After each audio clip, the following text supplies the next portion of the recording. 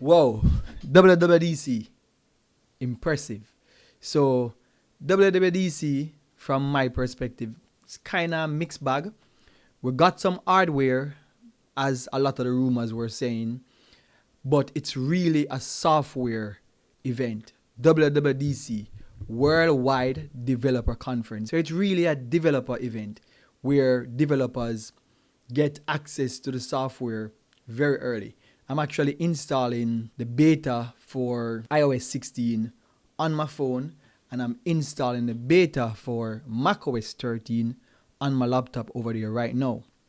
I'll be showing some of it in this video. This event, quite impressive. It is how Apple has been doing events since the pandemic. The B-rolls, the event was well put together. It's impressive, as I said. However, let's talk about the real things about this event. Let's talk about iOS 16, macOS 13, iPadOS, and probably a little bit about watchOS. The real one is really iOS 16. Sharing and communication features that are going to enhance so much of what you do with your iPhone. And those come together with an incredible set of new personalization features that will make your experience feel fresh and completely you. Let's get started with the all-new lock screen. The lock screen is the first thing you see every time you pick up your iPhone. It's a place where you can check the date and time, look out for key messages, and launch the camera to quickly capture the moment. And it's just as much a place for personalization, where so many of you put a photo that makes iPhone uniquely yours.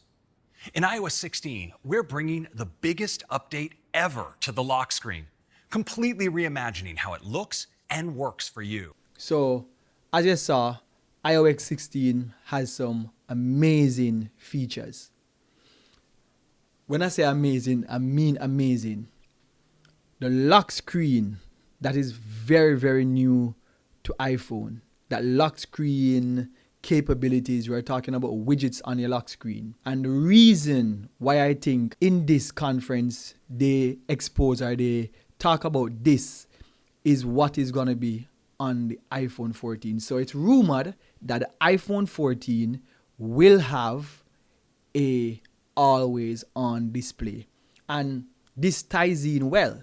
If the iPhone 14 will have an always on display, and then you can customize your lock screen, that means you can have always on display and seeing what is going on the lock screen.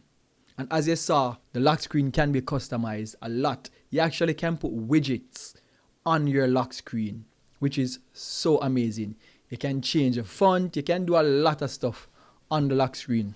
I can't wait until my phone is updated on iOS 16 beta, and also my laptop is updated so I can kind of get a sense of what it looks like.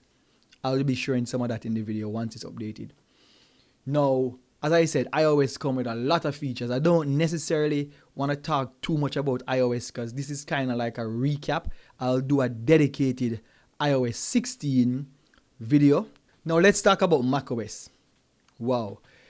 Some new stuff in macOS like Stage Manager, Continuity Camera. macOS is packed with a lot of new features, some stuff that we have never seen on our Macs before. I don't care too much about iPadOS, but it also has some upgraded features and stuff like that. I do have an iPad, and maybe that's the reason why I don't care too much about it. I'm planning to get an iPad in the future, so maybe in the future, when I get an iPad, I will care more about it. As you can see, I don't have a watch, so it means I don't care too much about watchOS. If you care about watchOS, you probably can check out another video or just look at what's going on with watchOS. Maybe in the future, I'll care about watchOS. But iOS and macOS, I use these all the time. I actually have more than one iPhones. I'm using my beta iPhone right now to install iOS. I'm using my laptop to install macOS 13. I'll have dedicated videos talking about iOS 16 and talking about macOS 13. But this is kind of me just coming off the event, excited and giving you my perspective on what happened with the event. I am super impressed. There's some little small thing, the MacBook Air and the MacBook Pro 13-inch. I have the Mac Studio right here with the M1 chip. This is actually a M1 Max. However, let's talk about the M2 chip with the MacBook Air and the MacBook Pro 13-inch. I want you to notice this. Really notice this. So the MacBook Air got a really nice new design to make it more modern with the notch design. But look at the MacBook Pro 13-inch. So the MacBook Air has the new MagSafe with 2 USB-C or Thunderbolt, depending on what you want to call them. I think they're Thunderbolt, and an headphone jack. Now the 13-inch MacBook Pro do not have the MagSafe connector. Still has the 2 USB-Cs, no card reader, and an earphone jack. And when you look at it on the website, you almost can get the same configuration. One is saying Pro, one is saying Air. I'll be having a dedicated video breaking down this and my thoughts on both of them, but this is very peculiar.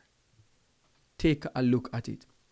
But I am super impressed with the M2 chip, and the event overall was a good event. It's actually a really, really good WWDC when it comes to, we don't get hardware all the time, but we got 2 new hardware this time, and I'm impressed. But as I said, I'll have dedicated video talking about the various things, talking about the iOS, talking about macOS. I'll be testing them shortly. As I said, I'm downloading them and installing them right now. And I'll definitely be talking about the MacBook Air versus the MacBook Pro 13-inch. By the way, I love the new colors for the MacBook Air.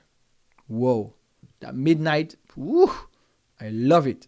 So, until the next one, I'm Shango.